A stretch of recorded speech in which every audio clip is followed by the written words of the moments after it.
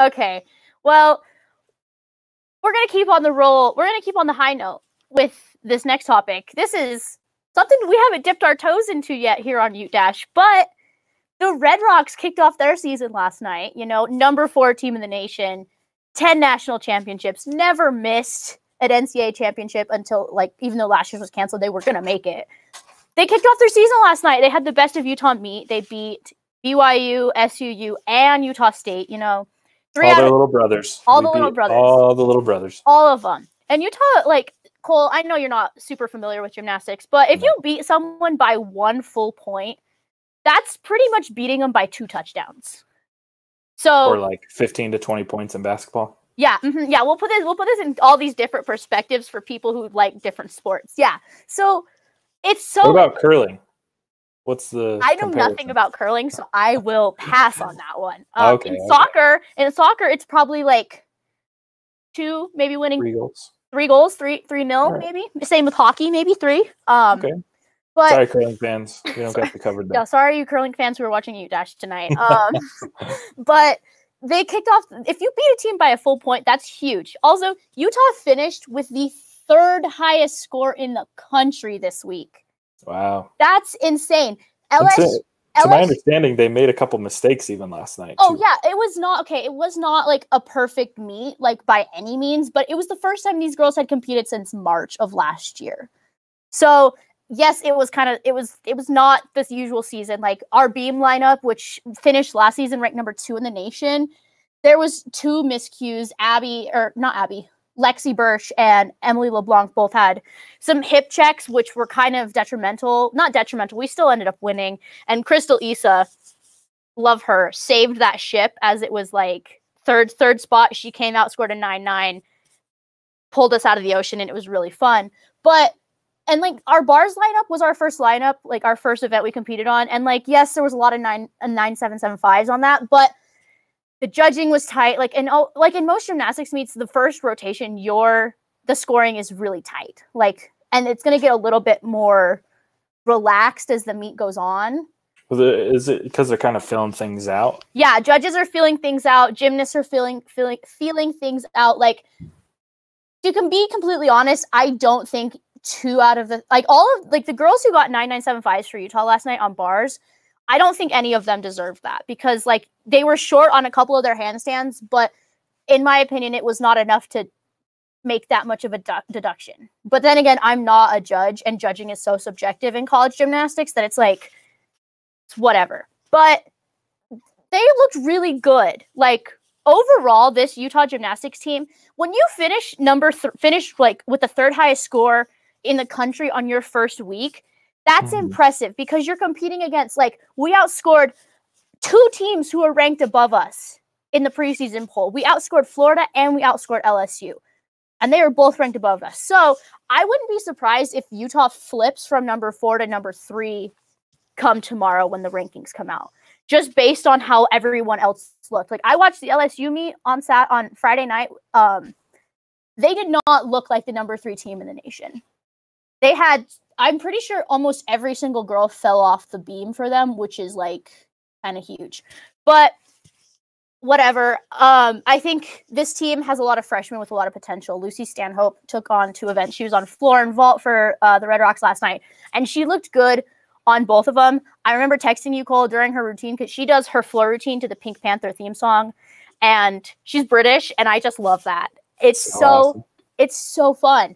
Well, I think that's the type of thing that, you know, might get people interested into gymnastics that necessarily aren't. You know, when you put that kind of, you know, personalization into a routine and bring out your own personality and, you know, something like that. I don't know, like that makes me want to watch it because I'm like, oh, that's pretty cool. Like floor routines are where the girls can show off their personalities the most. Like you get to choose your music, you get to choose your dance. Like Sydney Solosky is Utah's floor queen for a reason. Like she is so iconic on that event that like everyone knows it. Like she had an off night last night. Like she does this like iconic like double layout or a double where it's like this. I'll send you a photo of it or a gif of it later. It's really cool. But like she had like a major like landing issue last night, and didn't score her best, but still, like, her routine is fun to watch. Jaden Rucker made her Red Rocks debut last night because she was out all of last season with a knee injury that she sustained prior to coming to Utah. Cammie Hall keeps growing from meet to meet. Last year was her first season back because she was out with an injury the year before. So I just think this whole team is looking really good, and they're in a really good position headed into next week. Next week, at this time next week, they will be competing against Oklahoma. This is to put this into equivalent for those football fans watching. This is like an Alabama Clemson game. These are two powerhouses meeting in the regular. Actually, so if you put it in a regular season context, this is like LSU Alabama like last year, like or with the that Iron Bowl or the Iron Bowl. Like any big two powerhouses that are meeting in the regular season, this is huge. And yes, in gymnastics, like your win-loss record matters, but it doesn't. What matters more is the scores you put up, because the way that rankings are developed is based on what you score. So the higher the score you put up, the better you are, like, overall. But it's going to be huge next week for them to meet, because honestly, this is probably the first of two times that these two teams will meet this year. They will most likely meet in the national championship because they're both up at that level.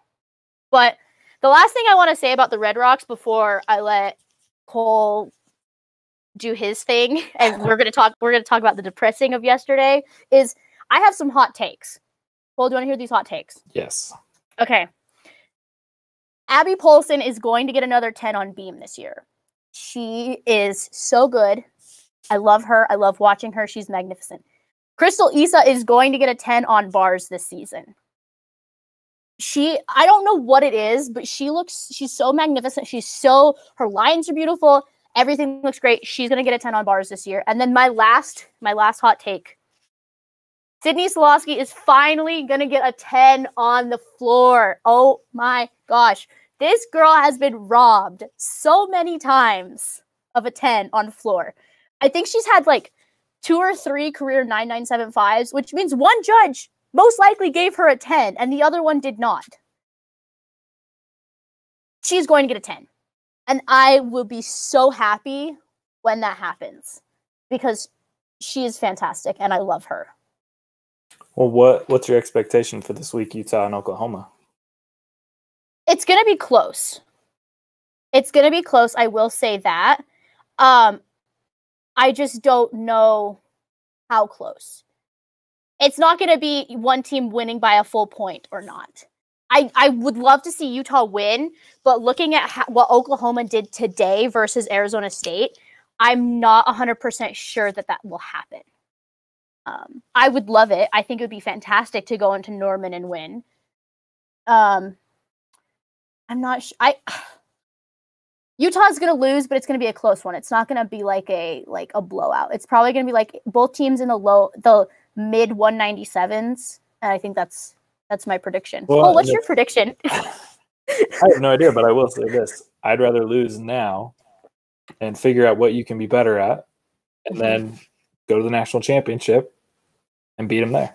Obviously, if you can win both times, that's obviously what you want. But, if they're going to lose, better to lose now. And like I said, win-losses aren't that huge in gymnastics. It's not like if you lose, you fall out of the top 5. Right. But also, I will say this is kind of a weird spot for Utah to be in, because we don't have a schedule. The Pac-12 has not released a gymnastics schedule. We had Best of Utah last night. We have Oklahoma next Sunday. And then the only reason why I know this is because when I was writing about the Best of Utah meet, I went on Utah State's website, and we're supposed to close the season versus Utah State. So we don't know what's going to happen for the rest of February and all of March to the end, because the Pac-12 won't release a schedule. So Larry Scott, if you are watching, please just give me the schedule. That's all I want at this point. But were there fans in attendance last night?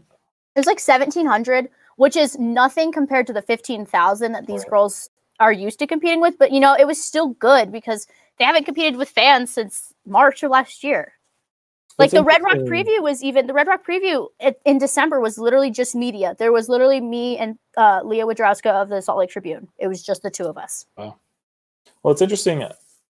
I'm surprised that the Pac-12 was okay with Utah competing in an atmosphere where there were fans. And like the thing is here's the other thing is like the Big Ten and the SEC are doing conference-only schedules. So obviously the Pac-12 is not doing conference-only schedules. Otherwise, the Best of Utah would not happen. The Oklahoma meet would not happen. And the Utah State meet at the end of the season would not happen. So interesting. Whatever. I digress, Larry Scott. If you want to talk, hit me up on Twitter. Shoot me a DM. We know you're watching. We know you're watching, Larry. Just shoot me a DM and we can figure this out. Right. But